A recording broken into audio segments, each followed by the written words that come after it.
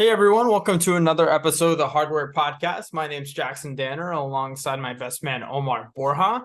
I am finally back from the honeymoon, from Paris, from everything. It was a lot of fun. Stayed up way too late watching college football over there until into the 4 o'clock hour of the morning or night, depending on how you look at it. But man, it was a lot of fun.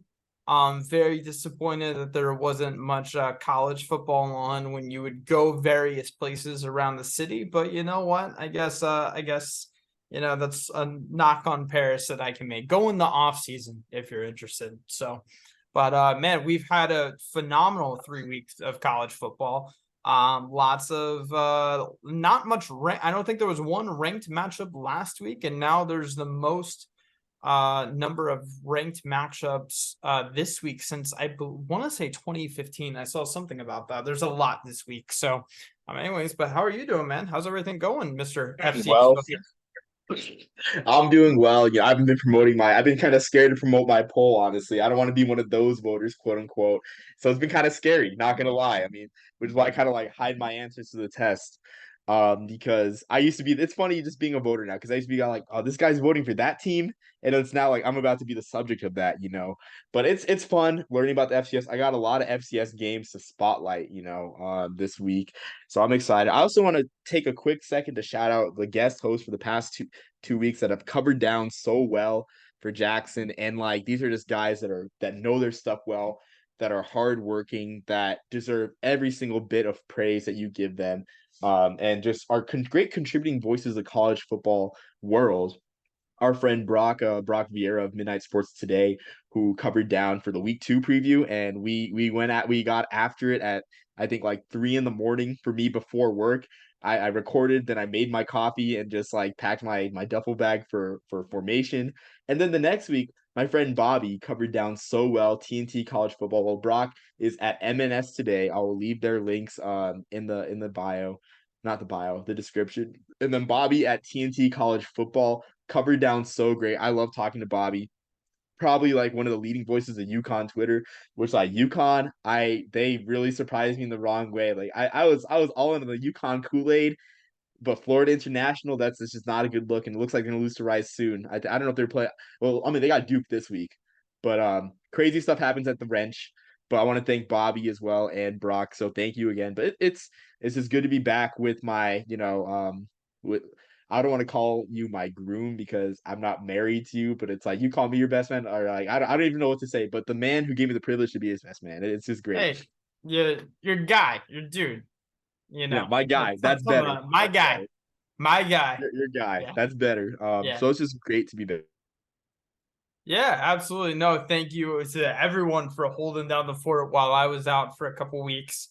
Particularly to Brock. We've worked with Brock before. I'm hoping to work again with him soon on something else. So, man, no, it's awesome to see everyone holding it down. And man, what a great 3 weeks of college football to cover for everyone else. I will say selfishly, if I was going to miss some time, I I'd prefer for it to be while we're trying to figure everyone out because frankly that's pretty difficult. So I'm not that I want to miss any time, but you know what? Glad that if there's the a less of a chance now of me being on old takes exposed at least because we figured out who these teams are a little bit more. Florida surprised us with being an obvious top 25 team, I think. And sorry, I had to throw that in there a little bit, beating Tennessee, dominating Tennessee, I gotta actually. say though, I throw on a joke. There's a Tennessee fan that I work with, and he was actually so this Tennessee fan I work with was actually like in the uniform reveal picture for UTEP, which like Really? I like watching UTEP games because it's a military appreciation uniform. I'll send you the picture, Jackson, after. Or like let me see if I can share the screen because I feel like this would be good bulletin board material. But UTEP will be wearing camouflage uniforms to honor people like me. They're wearing camouflage uniforms, but these may There be you the go. For ugliest the uniforms. people. These may be the ugliest college football uniforms of the season. And I hate to say that to UTEP. I enjoy going to UTEP games, Yikes. but gonna go on Uniswag, pull it out. But yeah, so like one of the sergeants I worked with was in this uniform reveal. But I always tell him, I'm like, hey, have you booked your Music City Bowl tickets? So Jackson returned the favor as a Florida fan. Like, hey man, I hope you booked your Liberty Bowl tickets. Like, I've been to the Liberty Bowl. Memphis is great in late Hurts. December. No, absolutely not. Absolutely not. So I always prefer home games in the great state of Florida. Just because it ends up being a home game. Yeah, Which we is can tell you like your home games, but here's a uniform. I'm not sure if you can show if you can see the big screen. yikes. Holy cow, that is But bad. these are the uniforms that they're wearing. They're honoring people like me, which is great. With the But old like ACU style. Oh no, no, no, no. That's no with the orange pants and the orange helmet. Maybe yes, make it they need a black. dark contrast. Yeah, they need the navy blue. If they wore the navy Yeah, blue the set, navy blue, the yikes, that's not good. Yeah. I get like a orange prison jumpsuit with a a ACU blouse or something like that. That's rough, bro. yeah. So Um yeah, but no, not I'm glad their heart's in the right place. I will say that UTEP's relationship with the local military community is great. And I wish more programs did that, selfishly. But the thing is, I work, I wish I was in that uniform shoot because like I literally work with like a couple of those people in that picture. Like they are in my company, and I'm just like, no one found oh me because I man, think no one thought of you. Yeah. Okay, so apparently it was like I a very quick thing. Apparently it's very quick. They're we like, need hey, to get break out of the this down real office. quick. Yeah, we need to break this down real quick. So, first of all, the looking at them a little bit closer, I apologize. It's a what is it? ABUs like the Air Force like digital camel one. So that uniform is What is it? that's What the is it? ACUs. It's Is it a AC. cop? It is. It is okay. Is it copy and paste off of like the NFL's salute to service camo? That's not specific to one branch of the military. Maybe I I don't don't know. think so. I think this is a basic Adidas template that they have It's like used. Adidas template. I think Um, that's what it is. Adidas is one of my less favorite brands. I'll put it that way. As far as uniform design, they did it okay with Texas Tech, and then they took them right back to the permanent throwbacks, which was not it I personally. love the throwback. You talking about the Donnie Anderson throwbacks with the Um, three stripes in the sleeve? no, no, no, no. I'm Oh, talking about how their current uniforms are what their throwbacks were, like pre Johnny Manziel era, which oh, is you not. talking about A&M? I thought you were talking about Texas Tech because I love Texas Tech's uniforms. No, oh yeah, Texas Tech they do a phenomenal job, or Under Armour does a phenomenal job with them. But I'm talking about Adidas with A&M and how they used to have like the matte helmets and the cool numbers, and then they went back to what they were before those, and they used to have like the white alternates. Remember the ones that they wore on the road 2012 on the road to Alabama, like Yeah. those. Got rid of all of them and went back to what they were before, and it was not it. So I've never been personally a big fan of Adidas in the college football sector, but it is what it is, and it's not good. Yeah. I will say that there are some Adidas uniforms that are good. Like so as a uniform in college football history savant, one, I love the idea that UTEP was honoring their 1988 WAC runner-up Independence Bowl. College football is great. The way college football was great, where multiple team or where your team got a vacation to a city in the United States as a reward for a great season, and a spot on national TV. And if you won, that was like the world to you. Like UTEP honored an Independence Bowl team, which is just that's if I was Independence Bowl, I would hop all over that promotion for like my bowl game. That being said, they didn't execute the uniforms right. Like Adidas positioned the stripes right here and not they were shoulder stripes. Like every UTEP fan knows, UTEP had shoulder stripes until the early 2000s.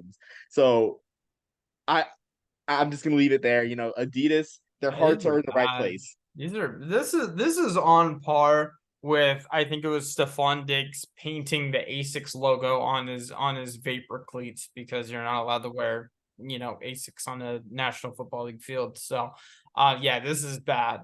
This is bad. So well, at least the swamp green uniforms are no longer being talked about. So I'm happy. Yeah, exactly. So we have gone on way too long. This is not planned. We always go off script about uniforms. I think it's time for us to talk about our HBCU players of the week before we go on to the Heisman race and stuff. So Jackson, I'll let you start with your HBCU player of the week. Yeah, absolutely. I'm gonna go with a guy that no one was really familiar with the name a couple of years ago, and now he's kind of sprung forward and was really the talk of HBU football this past week, HBCU football this past week. Jordan White, the corner from Hampton, had a phenomenal game sealing diving interception with 44 seconds left versus Howard to establish themselves as the real HU. I watched. He's a transfer from James Madison. As I said, he had his first career tackle actually in 2022, so very up and coming.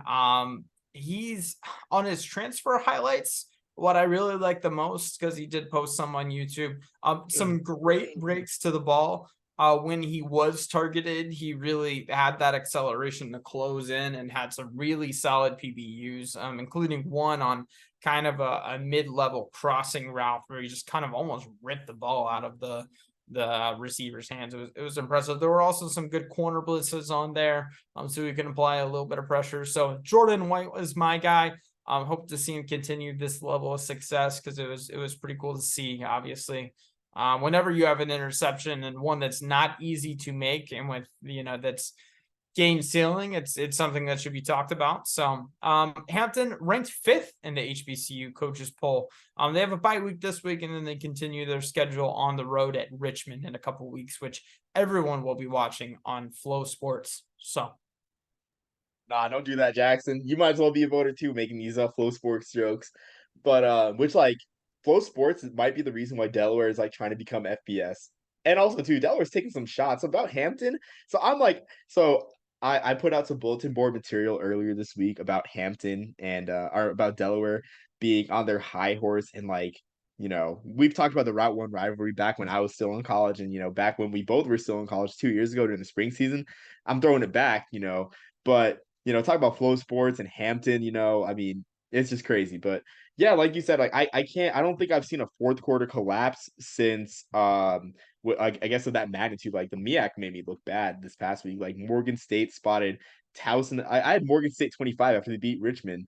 Um, but Morgan State lost to Towson 20-10. I got to kick them out of my poll.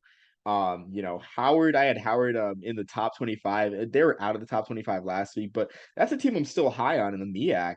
But I haven't seen a fourth quarter collapse of that magnitude since Florida's 26-16 loss to Kentucky last year. I'm sorry, Jack, because I literally just Googled Florida fourth quarter collapse, and that's what came up.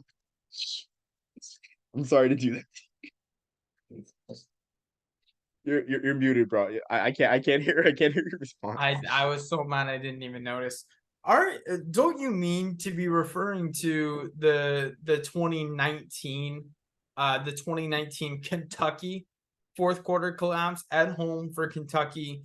Dan Mullen's offense just ran all over them, set up a nice jet sweep with Kadarius Toney that they ran play action off the jet sweep the whole game. Kadarius Toney took it to the house. I thought the game was over because Felipe Franks went down with an injury, and the great Kyle Trask, Heisman finalist Kyle Trask, came in and ended up winning the game for them. And is really, I can't even say first career start because he came in for the injured Felipe Franks, but he did a hell of a job at the end of that. So maybe that's what I think you need to get your search engine checked out. Maybe start using Bing instead, because that if you search Florida fourth quarter collapse, especially versus Kentucky, that's the one that comes to my mind. So It's funny. I don't recall that, but I'll give you one back. I do remember when Kentucky forgot to cover a whole receiver in 2017, and yep, that was yep, back when yep. the streak was still alive. That was back when Florida had still like the 30-game streak I against believe Kentucky. I believe Josh Hammond was the receiver that was just all the way on the right, like over here. Oh, that was Yeah, great. I remember that. I'm just like, dude, that is just bad coaching. Like Mark Stoops is great, right? Mark Stoops is a great coach. I give him all the credit for what he's done at Kentucky, but I'm like, wow, like I was just surprised that a Yeah. coach of his caliber allowed that to happen. It was Tyree Cleveland, man. Remember those days? Tyree Cleveland. Oh, Cleveland was a Tyree dynamic Cleveland. receiver. Yes. Yes, Yeah, it he's was. he's still with the Eagles, I believe. Had a really Oh, rough he injury is. in the preseason, but yeah, he played in Denver for a little bit as a UDFA. Now he's in Philly on the road to recovery from everything I'm seeing from his injury. So I mean, that's great to hear reviews on the road to recovery. So going on to my HBCU Player of the Week. I'm going to go with Walter Wilbon out of Florida Memorial University. This is probably the only time I talk about a school from Florida this podcast, much to Jackson's chagrin. But Florida Memorial okay, if you look at the result, if you follow Black college football, yes, Florida Memorial lost 58-22, but this is the school that lost 86 to nothing to Southern last year, which I know Southern fans are going to have a field day knowing that they beat that a team that they beat 86 to nothing dropped 22 points on Grambling, and Grambling only dropped 58. So that's more trash talk for the Bayou Classic on NBC this year, Thanksgiving weekend. Better be there, be square. But Walter Wilbon had an amazing game for Florida Memorial. 143 yards rushing. Wilbon is honestly a dark horse for the Black College Football Hall of Fame Player of the Year with 367 yards in 3 games. And before you laugh at me, yes, I know Florida Memorial has not had a strong program since they revived football during the 2020 season, but the Black College Football Hall of Fame Player of the Year had a punter on their watch list in 2022. So anything is possible with this award, how these voters vote. And speaking of punter, Walter Wilbon is also their punter. He had 3 punts for 99 yards as well. Truly a throwback to a different age. And honestly, I know this is a sickos type of player, for sure. As much as I hate to use the term sickos, I'd rather use the term college football fan.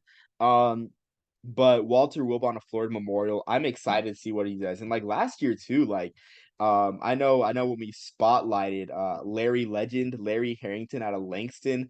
I mean, he was on the he was on the radar of HBCU All-Star games, even ending up in the HBCU Legacy Bowl. So who knows, who finds this podcast and is able to put Walter Wilbon in their All-Star game, which this year he is a junior. So maybe next year Walter Wilbon will be on one of these. But yeah, Walter Wilbon, man, put him on the Paul Horning Award. My beef with the Paul Horning Award continues if Walter Wilbon does not get votes from the Paul Horning Award for most versatile player in the country. Because we had beef, with Neil Boudreau, our friend Neil, how totally ignored by the Paul Horning. This is a running back that's also a punter. So that being said, I wish all the best for Florida Memorial University.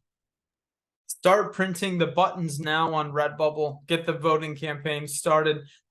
You could, if we wanted to, if we really wanted to, you could put it on par with the Bo for Heisman signs that you see in New York City on college game day signs, all that.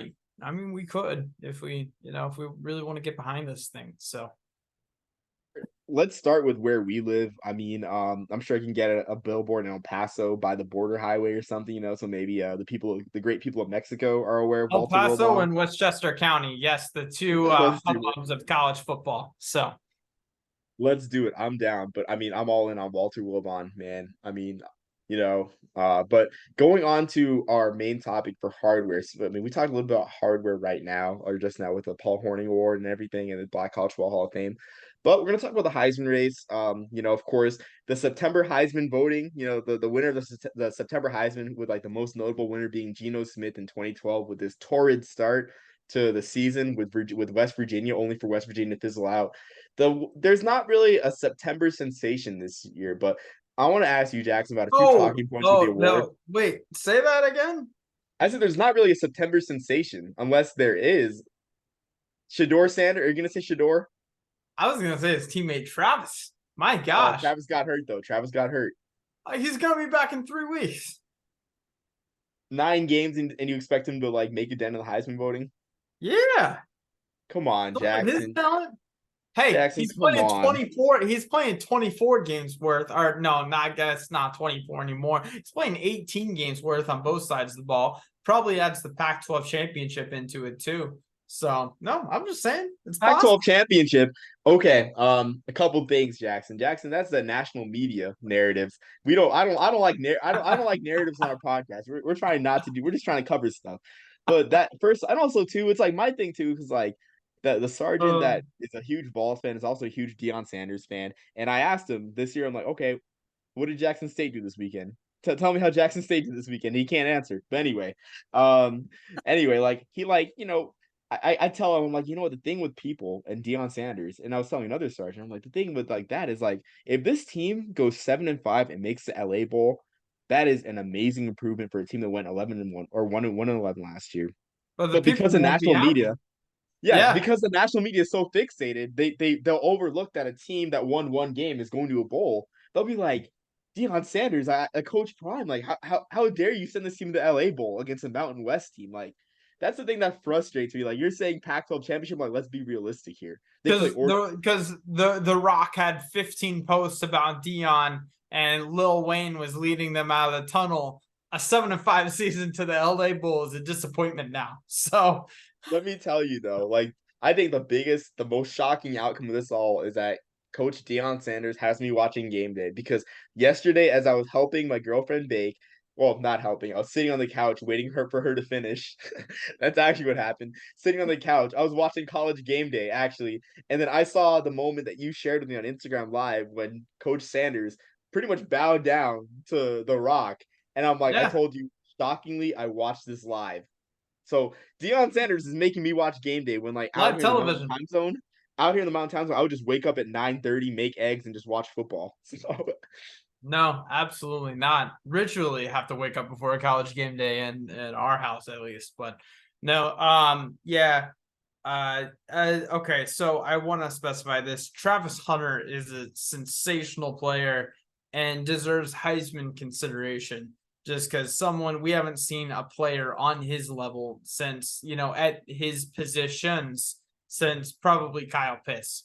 So he is just that tier of a player. So he deserves consideration. Will he get votes based off of his talent and maybe not necessarily because of where he's at and who his head coach is? No, I think most of the votes are going to come from because he's on the team with Deion Sanders as the head coach. I don't like it that way. So he will get some votes that are right, maybe for the wrong reason. I don't think he's gonna win. I'm not saying he necessarily deserves to win. It's a hard argument, especially with the injuries. Here's the thing. Omar. And I don't know if you've noticed this trend as well. When we're coming around to where we're really Heisman talk is really heating up in mid to late November. How many times are we talking about stuff in mid-October, unless it was a crazy win or a Heisman moment or something like that? We really have kind of short-term memory, and there's a lot of recency bias in Heisman voting. So Kenneth Walker. Kenneth Walker is a huge example of that. yeah, 100%, absolutely. So I don't really think the 3 weeks is going to affect them, especially if Colorado can have some semblance of this win streak going forward because they have a very difficult schedule as deep as the Pac-12 conference is this year. So we'll see how it turns out. I would not be shocked at all if he ends up traveling to New York. I would be shocked if he won the thing. But we'll see. So You have him going to New York after playing only 9 games, Jackson. no, That's I genuinely. So my rebuttal to that is genuinely that he's playing like 120 snaps a game and playing both sides of the ball.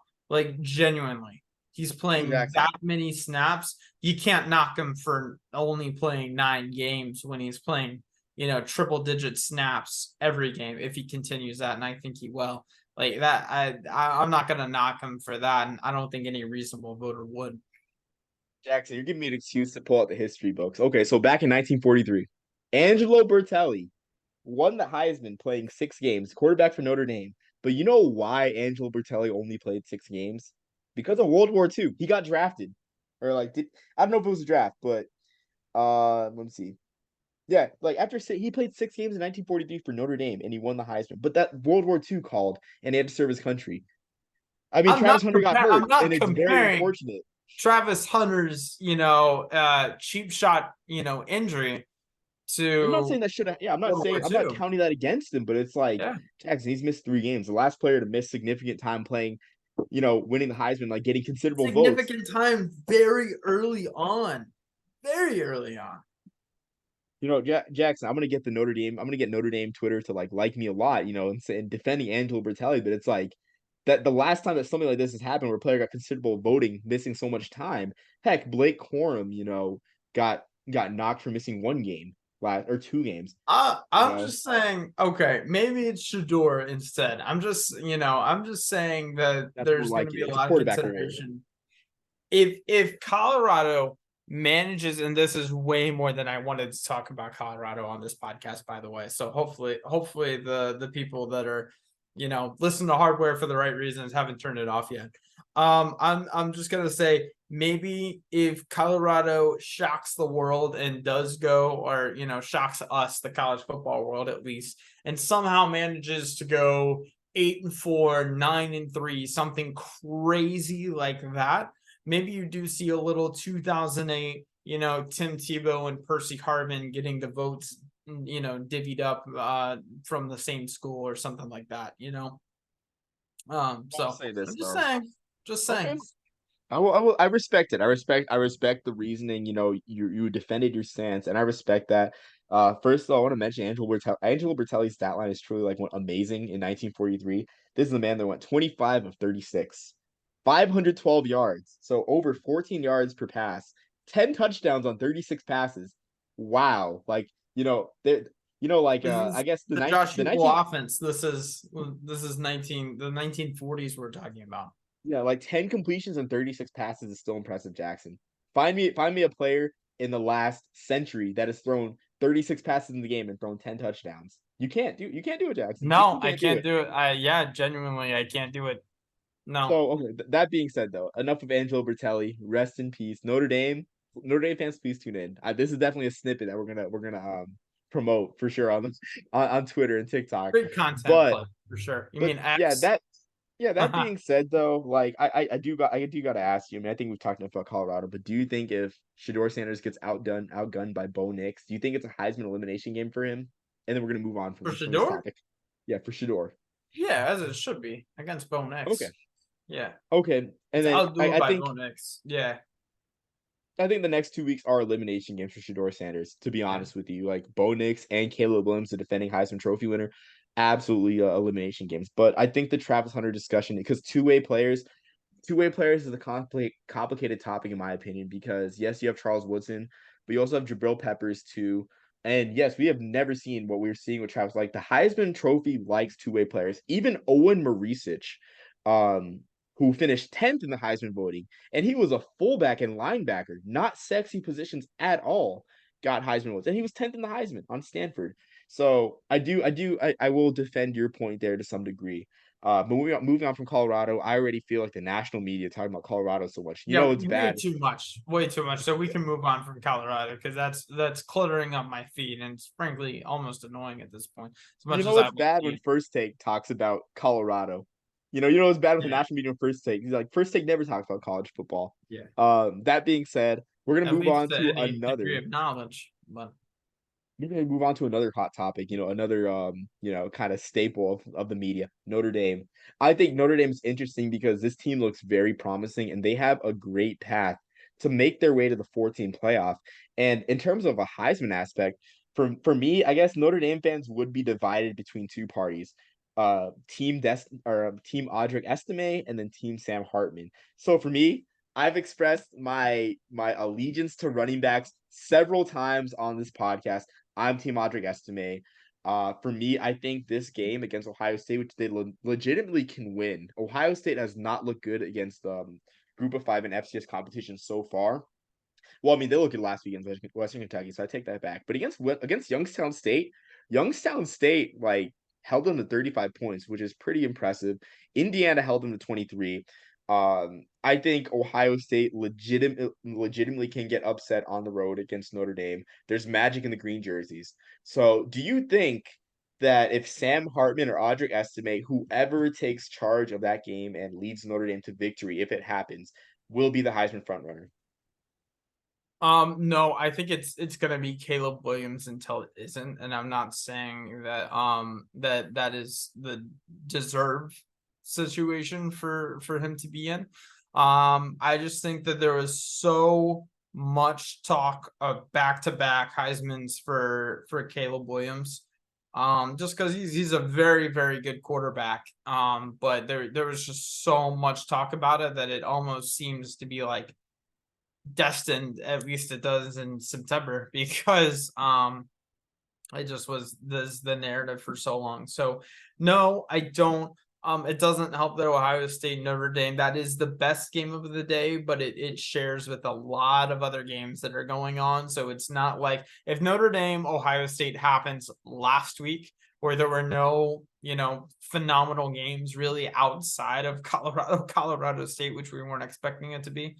Then I would say maybe because it can grab the attention. There's just so many things going on.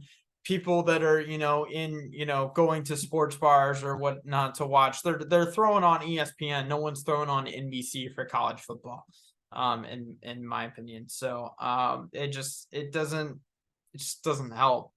So obviously, I'm not saying people aren't going to watch the game. Of course they are. I'm just saying the ultra casual, surface level college football fan that goes into not a Buffalo Wild Wings because there's a million TVs there, but just your local, neighborhood bar. And there's two TVs. They're probably both set on ESPN for a college football Saturday. So Well, Jackson, I'm gonna push back on that because if you look at the primetime selections for the other two networks, CBS and NBC, and then I think Fox is airing baseball at that time.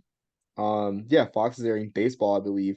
ABC has Texas versus Baylor, a Baylor team that lost to Texas State and also only beat Long Island by 23. Long Island last year or in 2021 lost to West Virginia. I think it was like 69 to 10 or like 66 to nothing or 69 to nothing. Either way, they gave up over 60 points to West Virginia and did not score a lot. And this is a Long Island team that was only trailing 60 Baylor 16 to 7 at halftime. So yeah, that's that, the game that on game was ABC. way too competitive for what it was. Yeah. I mean, maybe that's just an indication of Baylor. Like, I mean, you lose to Texas State, like okay, like I can give you Milligan, but you beat Long Island by only 23 and only like lead them by 9 at halftime. Like I'm beginning to think there's some cracks in the armor. If Dave Aranda's a great coach, so I hope he figures it out. But that being said, like that game's not competition for Ohio State and Notre Dame. Iowa Penn State I like Iowa a lot. Like, call me a vanilla person, but I like a team that uses a fullback. I like a team that plays good defense, a team that has a smart quarterback who manages the game in Cade McNamara. I think Cade McNamara's redemption story is one of the best stories in college football this year. And this is coming as a Group of Five fan. But Iowa Penn State, like Penn State's a 15-point favorite in that game. So the game of the night, the game of the primetime period will be Ohio State Notre Dame in a lot of sports bars. There won't be people asking, "Can you show me Iowa Penn State?" You say Iowa Penn State with all these casuals. I like watching Iowa football. But you say put on Iowa Penn State for the casual football fans, they will laugh you out of the room, and that is wrong. But anyway, Okay, you know what? You're right. Because there are a lot of good games, but I hadn't paid as much attention to the time slots because I do work most of the day. So yeah, you're absolutely correct. No, I actually agree with you on that. So yeah, point I point will say taken. that like that helps. That does help. But that being said, like Audric Estime, if there was a running back this year, Blake Corum has been kind of load managed this year. I know Blake Corum. I firmly believe Blake Corum would have won the Heisman had he not gotten hurt against Ohio State, which is such a tragedy for running back purists like myself. But Audric Estime is so efficient. He has 63 carries for 521 yards in 4 games. He's averaging 8 yards a carry. He has 63 carries through 4 games. So it's a little bit over 15 per game. And it's like they're managing his load. So I can totally see Audric Estime getting over 20 carries against Ohio State. And if he runs for like close like over 150 yards, I gotta think he's a Heisman final. I gotta think he's a Heisman front runner. Sam Hartman's also had a phenomenal year at Notre Dame. Like I feel like Notre Dame immediately, no disrespect to Drew Pine. Drew Pine was great last year. But Sam Hartman was definitely one of the, I think definitely a top five quarterback in college football last year, top five or top 10, at least top 10, maybe top five. Sam Hartman was like the equivalent of honestly what Russell Wilson being added to the Broncos should have been if we're looking from a college aspect.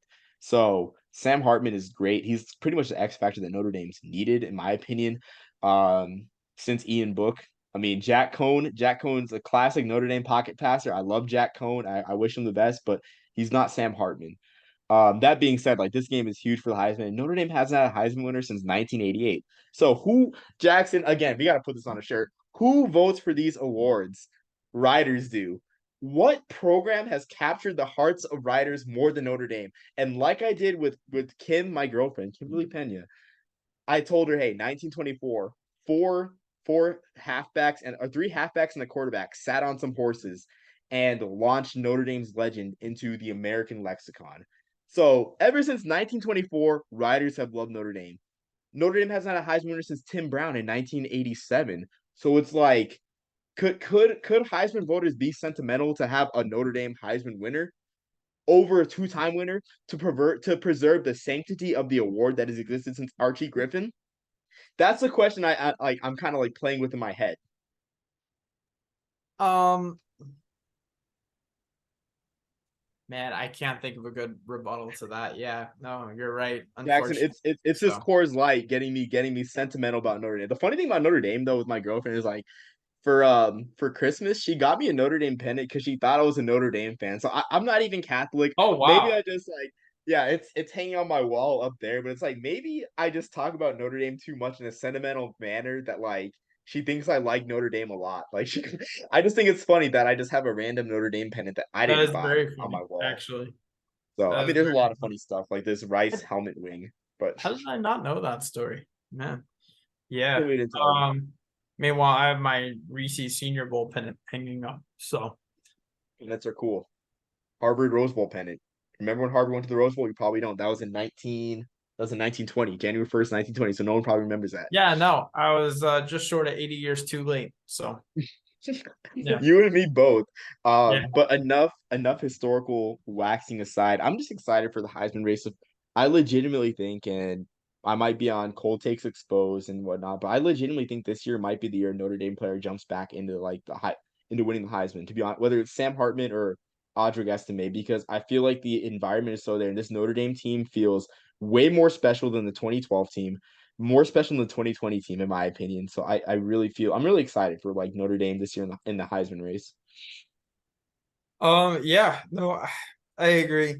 I, I, the whole like narrative of not having a conference championship is long gone. I think for Notre Yes, Dame, yeah, that has been well established, and I don't necessarily think it should be that way, but because they're Notre Dame, they're going to be given the benefit of the doubt every time with that. So absolutely. yeah, we Yeah, can that being go no, ahead. go ahead. No, you go ahead.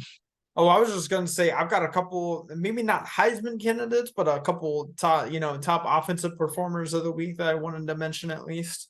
For sure. Let's do Do it. you want to go? Do you want to go with your first one, or I've got three, so I don't know how So many. okay. For me, I think Heisman frontrunners like for me like I think the race is pretty narrow. I mean, it's a quarterback's race this year, as Yeah, always.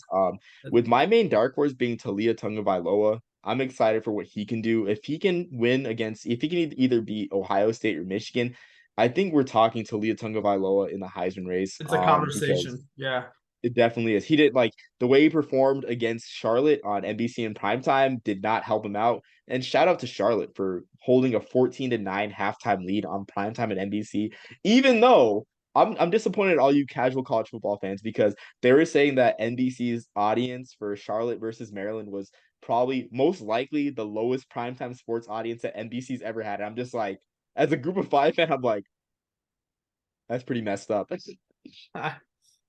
it's Charlotte. It's Charlotte, to be fair, but Oh, come on. no, no I respect will to get Charlotte.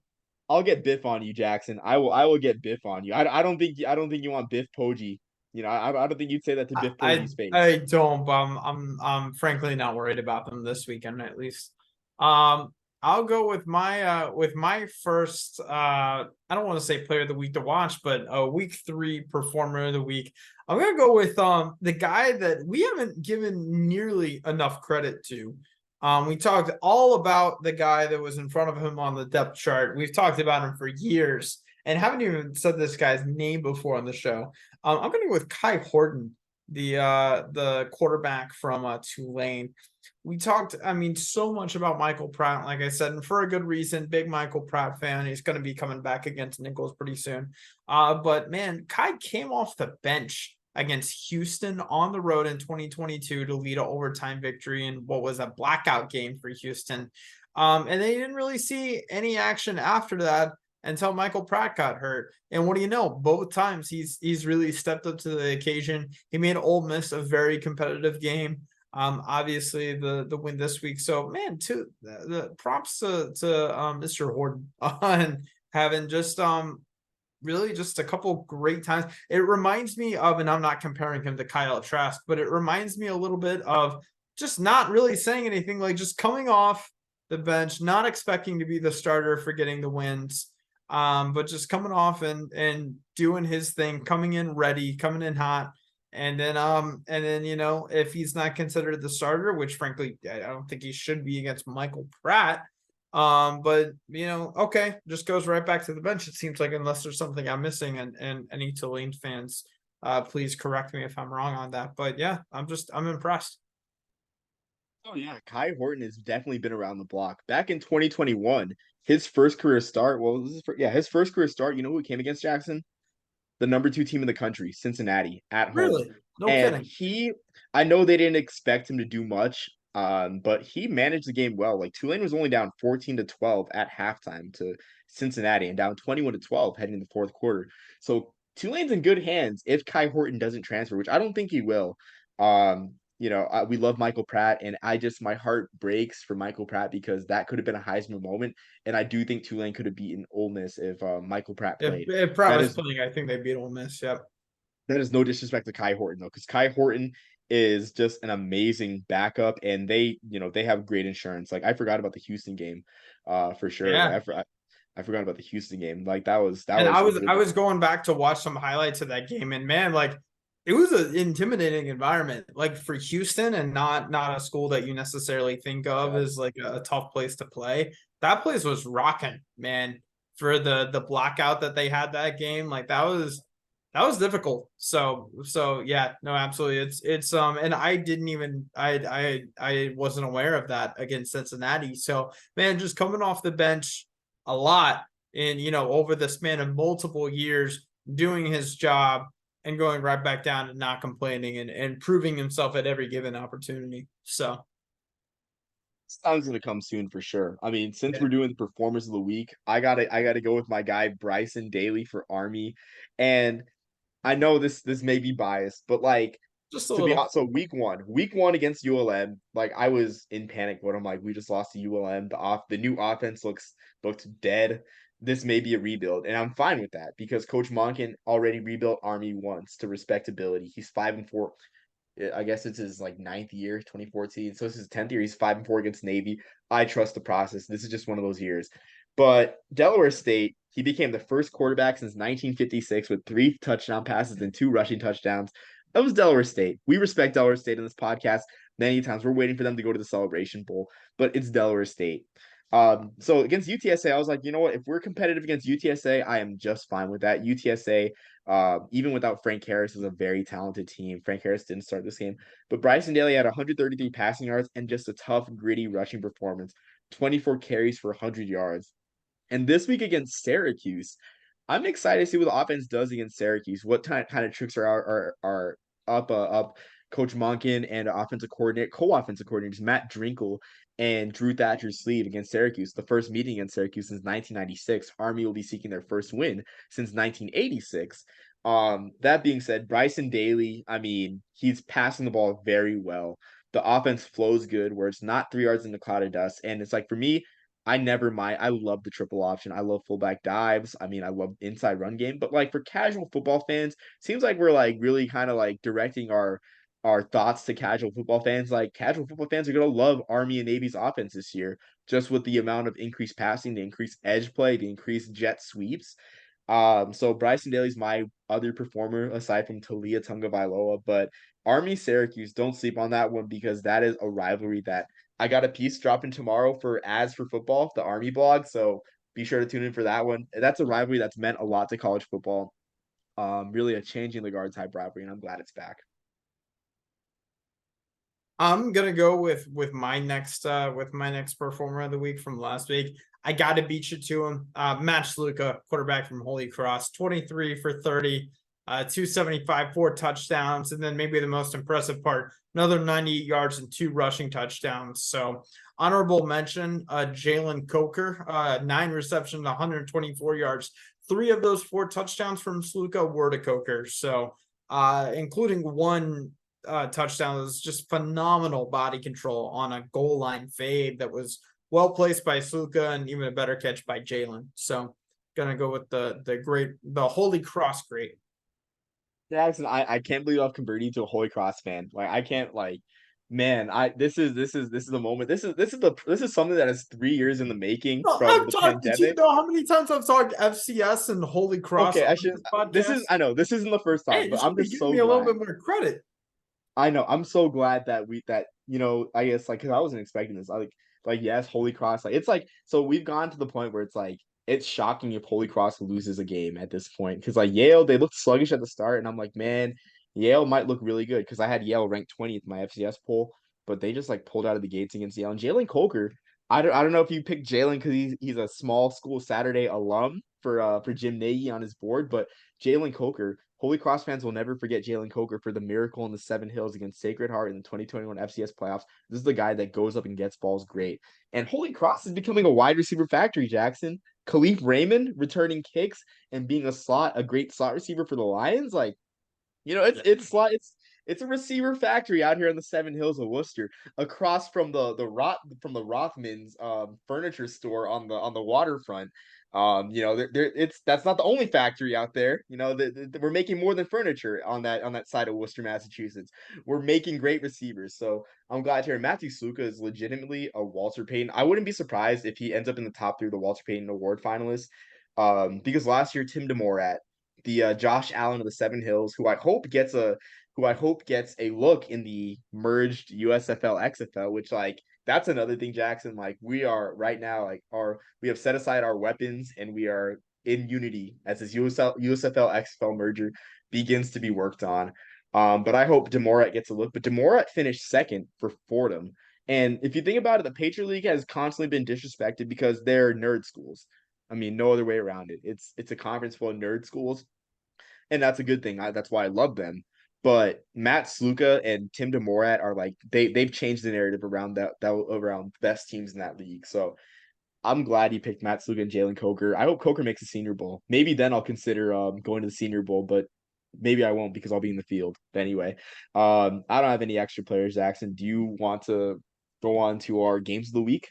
Yeah, absolutely. We can go ahead. I do want to mention one defensive player because we got to give a little bit more defensive love than just Jordan White. I'm gonna go with Daquan Evans, the linebacker from South Florida. Another quote tough ass dude, as end quote, as USF head coach Alex Golish said, and then no other way to describe him. Anytime you have 3 sacks versus Alabama, it's impressive. In 2021. His best 2 games came against Power 5 teams, which I thought was interesting. In 2022, he had a season cut short or late start, I should say, due to injuries. So just cool to see having 3 sacks against Alabama. So Yeah, and Alabama looked very sluggish against USF.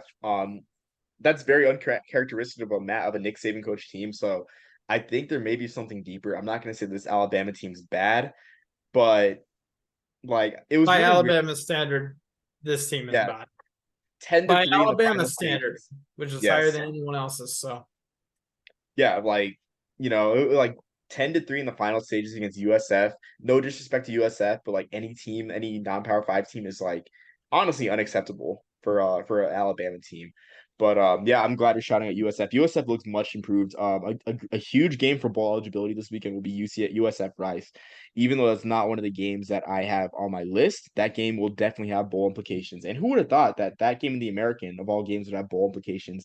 USF and Rice. But JT Daniels working his magic out there in Houston and USF playing great defense is huge. And we'll so go ahead going and on, go into yes. our week 4 games of the weeks to watch. I'll start with my first, Sacramento State at Idaho. Sacramento State won its 4th Power 5 game in the last 13 years. This past Saturday, they went 11-0 last season. Idaho, one thing interesting about their offense, they have 5 different receivers already with receiving touchdowns this year, which is impressive for a school, any school, but especially a school like Idaho. On the other side of the ball, they're only allowing 127 passing yards a game, and they've played 2 FBS schools, so that's saying a lot. Last year, this matchup ended in 31-28 with Sacramento State winning, hoping for something equally as thrilling this year. Yeah, so with that game too, like Idaho as well. I know a trendy upset pick for a lot of prognosticators was Idaho, California. And I sure wish that Idaho got revenge for all those beatings in the 1930s in the Pacific Coast Conference. But I mean Cal had other plans, but they were still very competitive against a Pac-12 school, which like when it comes to FCS versus FBS upsets, you expect the G5 games to be closer, right? So it's like it's no surprise that Idaho upset a Nevada team in the midst of rebuild, right? It's no surprise that like an Idaho team of that caliber beat them, but for them to be competitive against Cal with the amount of depth that Power Five schools have, very impressive. And Idaho is definitely a team that will get a seed, I think, in the FCS playoffs as a voter. But you know, this is a team that honestly, like the big sky might be theirs because Montana has not looked great at times in the first 3 weeks. They have a great quarterback in Giovanni McCoy, last year's Jerry Rice Award winner for the best freshman FCS, and I mean getting after Giovanni McCoy, the Sac State pass rush, literally Sac State. They have 2 players with 3 sacks in the first 3 games. So staying in FCS for me, my first game to watch will be William and Mary versus Maine. I ranked William and Mary in my top 5 in the preseason because I really drank the William and Mary Kool-Aid. This is a program that looked great last year. They beat Charlotte by multiple scores. And were dominant in that game. Anytime an FCS school is dominant in an FBS upset, like that is something that you love to see. So they made the playoffs last year. They did really good. They have a great defense. The defense is amazing. Last weekend they held Charleston Southern to 77 yards. But the downside is their offense has not been picking up the slack. They beat Wofford 23-6, and Wofford is 0-3 right now. They only beat Charleston Southern 15-7. So the defense really played their heart and soul out, and the offense could not really get much breathing room for that defense. The defense is led by last year's running up. The William & Mary defense is led by last year's runner-up in the Buck Buchanan Award voting, John Pius, who had 19 TFLs last year and 11 and a half sacks, and he's like following up just where he left off with 3 sacks and 7 TFLs this year. This game's interesting. I know Maine is 0-3, but Maine has had they've had some good showings. They were competitive against Rhode Island. Rhode Island, a team that, spoiler, I'm going to talk about in another one of my games of the week. But Maine also almost beat Florida International 14-12. They lost 14-12 to the Panthers on the road in Miami. This is a defense that's strong. They have a good pass rush led by Isaiah Henderson, 1 sack, 4 TFL. I expect kind of a defensive battle at this one. I don't expect Maine to win, but I expect William and Mary to continue to be exposed by teams like this. Which is kind of sad because I would like William Mary to do well. I mean, this is a program that hasn't had as much success as many of their CAA counterparts, but it's making it hard for me to be a buyer of this program. Yeah, it makes sense once they kind of lost that like trust or like benefit of the doubt, whatever you want to say that you give them in the beginning of the year. It's kind of hard to trust them again. So yeah, no, I get that. Obviously, we hope to see them succeed. I hope no one's coming after us as being William and Mary haters, but it will be what it will be. So I'll go with my next game of the week to watch. I tried to stay away from the Power Five as much as I can. Unfortunately, both of these are actually, I'm going to keep both of them in the same conference in the Power Five. UCF at Kansas State for UCF. This is their welcome to the Big 12 game, as it is they begin conference play here. Kansas State is coming off of a reeling loss on the road to Mizzou. Just a zany ending that involved the longest field goal in the 91-year history of the SEC. Kansas State is also, I think, still trying to find their identity in the post Skylar Thompson and Deuce Vaughn era. I'm still trying to figure out who they are exactly. So this game is going to be back in Manhattan, so it will be a home game for them. Obviously, far travels for UCF.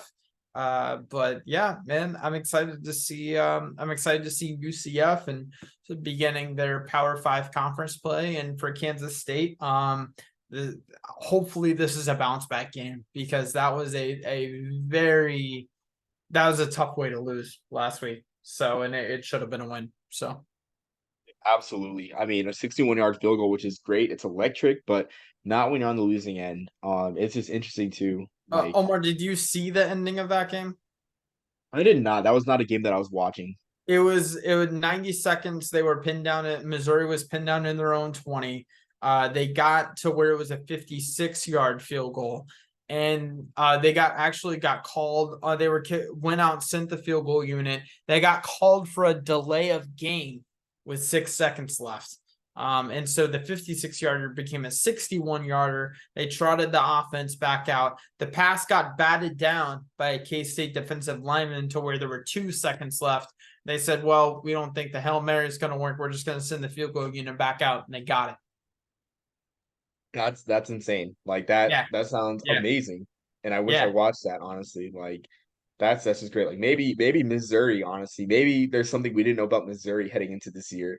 So I'm excited to see where they end up this year. I know people wrote off Missouri the past couple years as kind of being an also ran in the SEC, but wow, like that's impressive, honestly. I just hope To bring your this week's kicker game. back out there is the crazy part. So It's like, yeah, why not? It's like, why not? 61 yards, I do think that the success rate is higher on that. If you know your guy's that guy, then do it, sure. Why Yeah. not? So I'm gonna stay in the CAA with my next game. I told Jackson that I have to act like an FCS voter, which I will be doing and highlighting these games.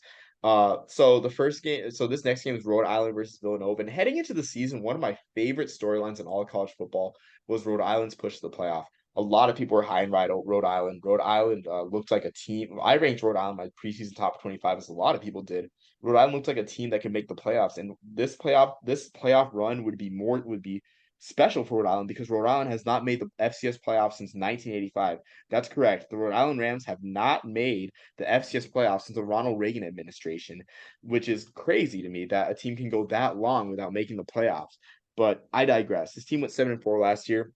Their quarterback is a familiar name. If you are familiar with Big Ten in Maryland, Kasim Hill is their quarterback, and he is in, I think, his 7th year of eligibility. Really taking advantage of the COVID-19 extra year and a couple of injury hardships. Which, no judgment. Playing football is playing football. I'm not going to blame the guy for playing more football. But Kasim Hill has been electric. They almost beat Georgia State, and Georgia State, as we speak right now, is putting a whooping on Coastal Carolina. And honestly, Rhode Island got screwed in that Georgia State game, which, like, I know this was during the week of your wedding, Jackson, but there was a bad spot in the Georgia State game that would have given Rhode Island the football with a chance to tie the game in regulation against Georgia State on the road.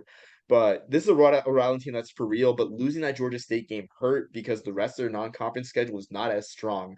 And in the FCS, and with your FCS resume, FBS losses do not count against you, but they count FBS wins in your favor.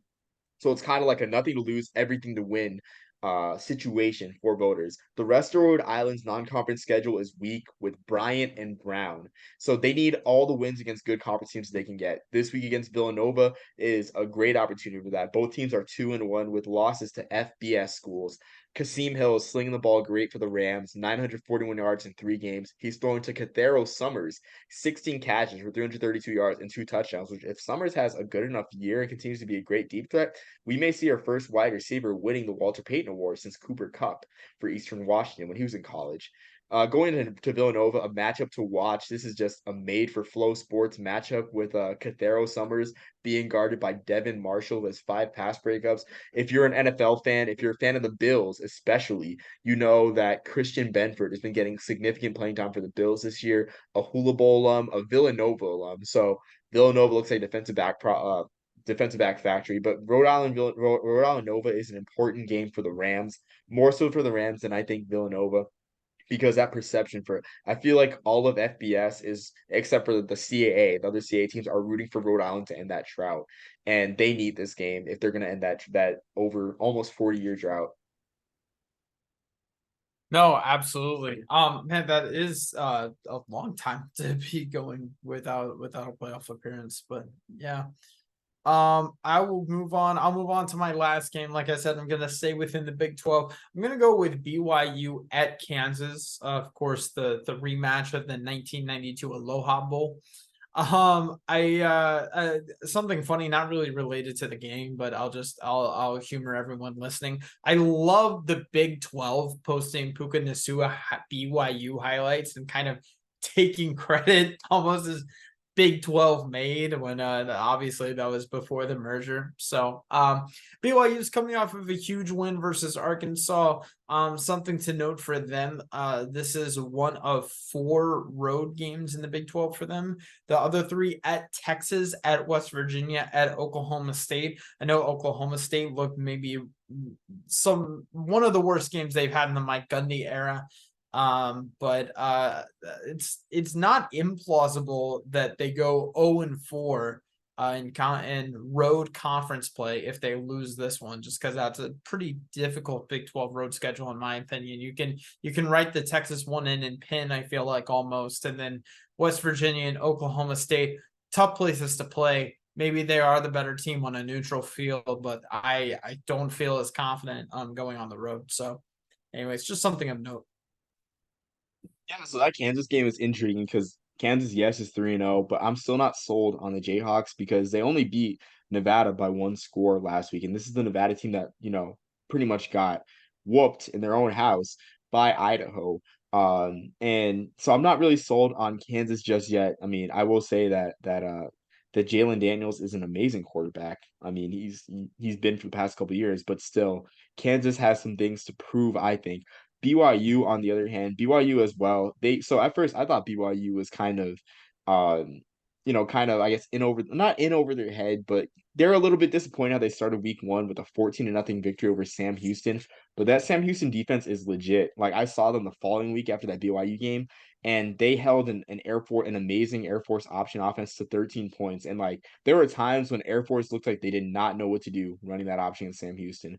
BYU had a huge win against KJ Jefferson and company on the road against Arkansas, returning the favor to Arkansas after losing to them at home the year before. So, I mean, BYU looks like they're for real. And I'm not going to say a dark horse Big 12 team, but like BYU can put themselves in position for a good bowl game in the Big 12 because BYU is a national brand. The Big 12 looks weak this year, in my opinion. Baylor's looked weak, and something that and another team, I was surprised, honestly, by Cincinnati. I've been surprised by Cincinnati and Houston, how bad those two have been, especially especially Houston losing to Rice, and then Cincinnati losing the victory bell game against Miami for the first time in 17 years. So I will say I'm excited. I'm excited for that one too. I do think BYU takes it though, to be honest with you. But this is definitely will be a close game. I think it'll be shootout too, to be honest. Yeah, no, absolutely. I think so too. I'm excited to see BYU. It's not going to be a rebound game with as big of a win, but it's going to be like there are higher expectations than there were this week with the win versus Arkansas. So because I think, and a lot of that comes off to, I think a lot of people had really high hopes for Arkansas and what Sam Pittman was doing over there, and for BYU to kind of squash it in mid-September was surprising to a lot of people, and it raised, okay, maybe BYU is the real deal, and it's going to be Kansas is no longer an easy place to play, really, ever since they had all the hype last year and College Game Day coming out, and the number of conference wins that they had, especially early on in the year, that student section can get going. So they know how to do it for basketball, and they finally brought it over to football. So we'll see how it plays out. Yeah, absolutely. I mean, it's good. It's good for that program too, because like now they're going to upgrade their stadium. Sadly, I mean, Memorial Stadium is a historic stadium. As a purist, I'm sad to see it go, or not go, but get renovated in such a fashion. But that program's on the way up. Lance Leipold is him as a coach, and it's great to see. Going on to my last game too. This game might not be a particularly close game, but as a person who grew up on the East Coast, grew up in Massachusetts, and in kind of the footprint of the shadow of the Big East, I'm excited for Miami versus Temple. Miami is 13-1 in this series and has not lost a game since 1930, the Herbert Hoover administration, before the actually after the Great Depression, in the opening stages of the Great Depression in 1930, they've not lost a Temple in over 90 years. I don't think that's going to change, but just for the old Big East, this game's at Lincoln Financial Stadium, and we've seen in past years Miami trip up in road games against group of 5 schools, namely in 2019 when they lost to FIU at Marlins Park, and then they got shut out in the Independence Bowl in Shreveport against Louisiana Tech. I'm not going to say the same thing's happening, but EJ Warner is a player to watch out for. Kurt Warner's son has 760 yards in 3 games, and last year he had a great year as a freshman. He just continues to get better each week. I'm excited for that one. Everyone's going to be focusing on Tyler Van Dyke, or my favorite name in college football, Tyler Van Dimes. But I know you're going to hate that. I know Absolutely you hate not. that. No, delete I that. know. I know you hate that.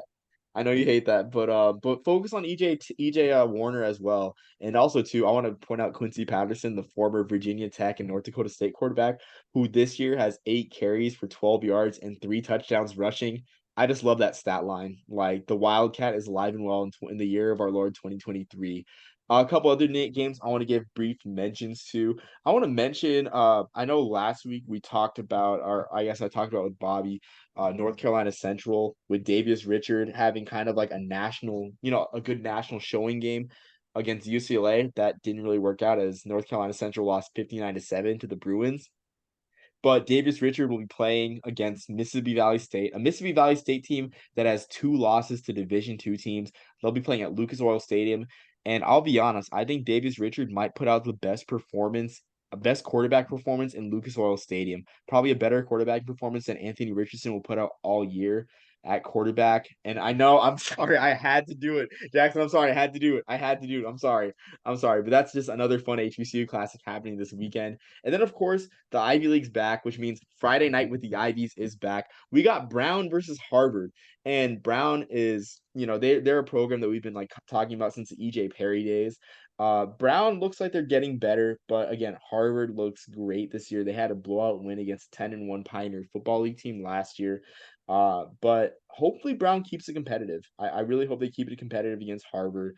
Their quarterback this year, last year their quarterback, his name was Jake Wilcox. Jake Wilcox did a great job taking over for EJ Perry, but the death knell for Penn has been their defense.